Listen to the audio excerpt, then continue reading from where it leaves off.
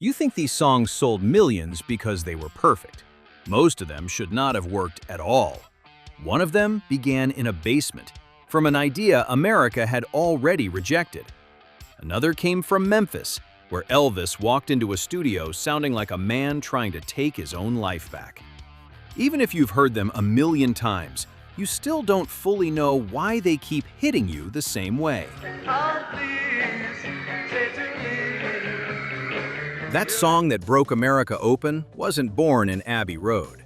It was born in the basement of Jane Asher's parents' house, on an idea nobody in America saw coming. McCartney and Lennon wrote it in a single afternoon, sitting at a piano in a room that still felt like life was happening around them. The record was later cut at EMI Studios, but the spark came from that basement.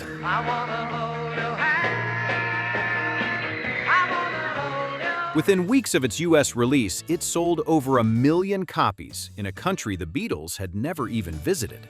What nobody knew was that Capitol Records had already passed on the band more than once. They were sure American teenagers wouldn't want British guitar music. A basement, a piano, and 2 young writers brought the biggest market in the world to its knees.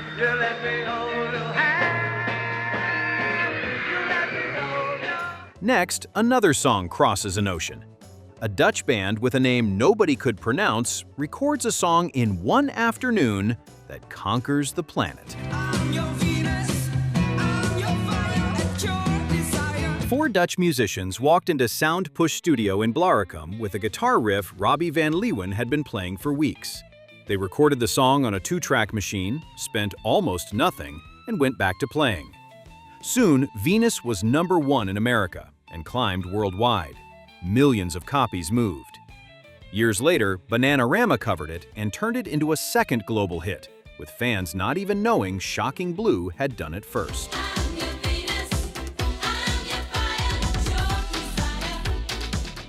What nobody knew was that Mariska Veres was not fluent in English.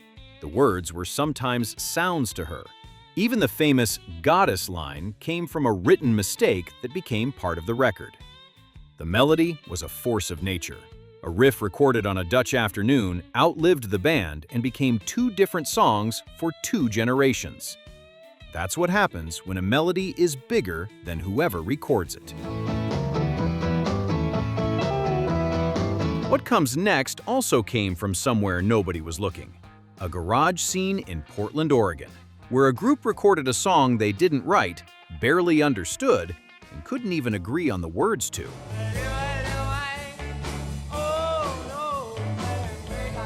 The most investigated song in American history started as a cover of a rhythm and blues tune that nobody in the band could decipher. The FBI spent more than 2 years analyzing the recording, convinced the lyrics were obscene. Governors banned it from radio. The Kingsmen recorded it in one take for about $50 in a small Portland studio, so rushed that everything felt accidental. The lead singer wasn't even facing the microphone properly. What nobody knew was that the obscene lyrics were mostly slurred and misunderstood because Jack Ely had learned the words by ear and sang them through a chaotic setup. The government investigated a mumble. A nation panicked over a teenager sounding lost on a cheap recording. The song became a legend because nobody could prove what wasn't there.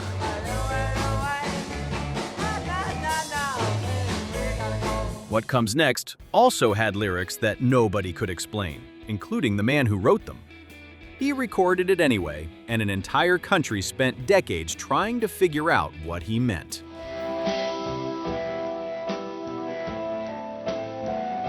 Nobody in the studio that day could tell you what the song was about. Even the band still struggled to explain the lyrics when reporters asked.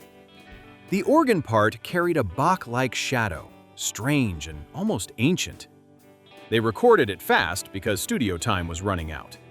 The label hesitated because it was too slow, too strange, too long for radio in 1967. They put it out because nothing stronger was ready. Millions later, a wider shade of pale became a British radio landmark. Legal battles followed over who composed what. What nobody knew was that its power came from refusing to be explained. People didn't love it because they understood it. They loved it because it felt like remembering something they had never experienced.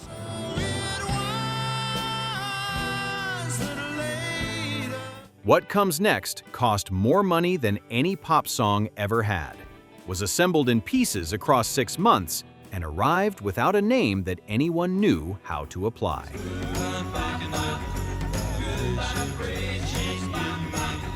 Brian Wilson spent 6 months and a big fortune recording something that runs 3.5 minutes.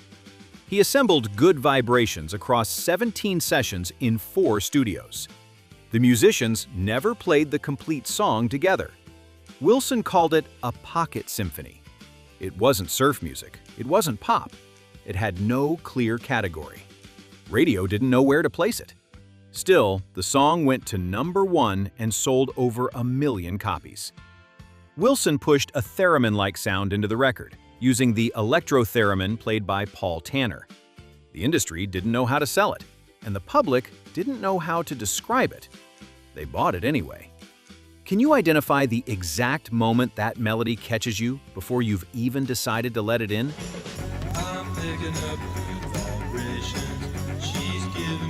How long does it take to turn someone else's song into the best-selling single of 1967?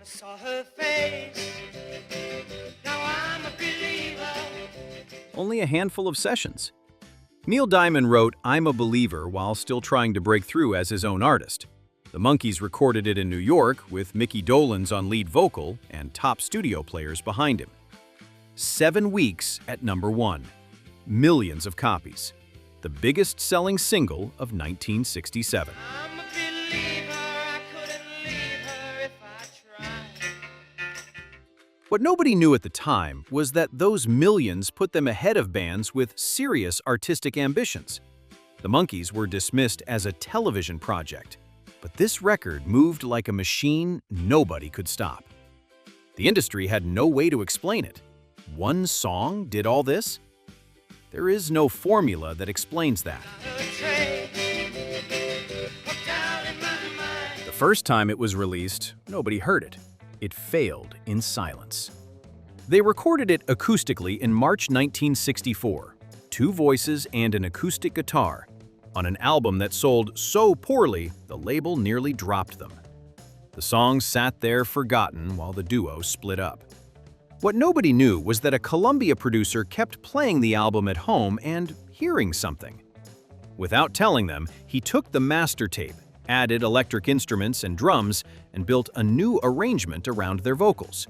He re-released it in 1965 without them knowing it existed. And touch the sound of silence. Over 4 million copies. #1 in January 1966. Simon found out when he heard it on the radio and didn't recognize his own voice. Garfunkel heard it in a taxi and thought it was someone else covering them. They had not authorized it. They had only written it. A label secretly remixed a dead song while its creators weren't looking, and that ghost version became the sound of a decade.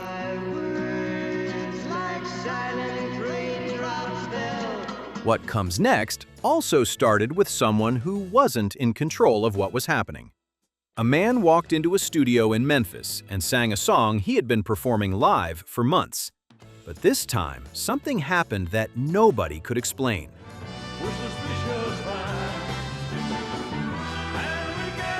Elvis did not write this song, and it had already failed once before he touched it. Mark James had recorded Suspicious Minds in 1968, but almost nobody heard it. Then the song reached American Sound Studio in Memphis. Elvis walked in during his comeback period, after years of movies, Control, and records that no longer felt fully like him. This time, something changed. He sang Suspicion and Betrayal with such force that it sounded less like a performance and more like a confession. Producer Chips Moman captured the raw Memphis take, and later Felton Jarvis added the strange fade-out and return that made the record feel like it was breathing. What nobody knew was that Elvis was finding a door back into himself. Suspicious Minds became his last #1 on the Billboard Hot 100. A man who had lost control of his career sang about mistrust like he was taking control again. You still can't hear it without something lighting up in your brain. We're calling a trip. I can't walk on. 20 minutes. That's how long it took John Fogerty to write one of rock's angriest songs about privilege. He had been thinking about the sons of powerful families, smiling while poorer kids were being sent to war. He picked up his guitar, and the song came out fast. The label paired it with another track and did not treat it like the main event. Radio played it anyway. What nobody knew was that the band screaming about powerful men sending other people's sons to war was trapped in its own fight over control. While Fortunate Son accused the Silver Spoon of escaping the cost, Fogerty would spend years fighting over the rights to his music. The anthem that made working-class kids feel seen was still making someone else rich. A song about being born with nothing became a soundtrack for the people it was written to expose. You still can't hear it without your brain lighting up, even when people playing it never understood who it was aimed at.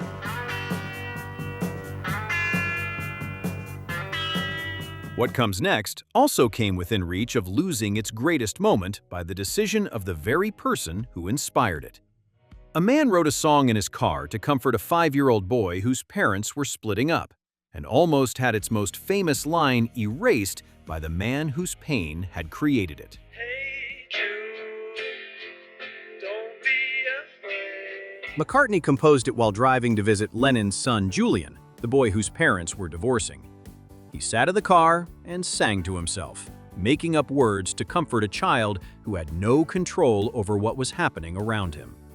At first, it was called Hey Jules, then it became Hey Jude. When he brought it to the band, the problem was the ending. That long na-na-na coda made the single stretch past 7 minutes, far longer than radio usually wanted. Some people thought it was too long, too repetitive, too strange to end a single. McCartney refused to lose it. 8 million copies, the best-selling single of their entire career.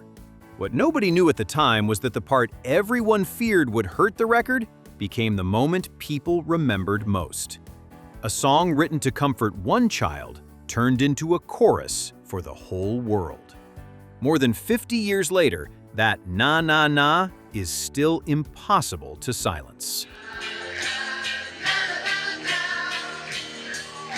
Thanks for watching. If you enjoyed the video, leave a like, subscribe, and tell me which song you remember most. See you next time.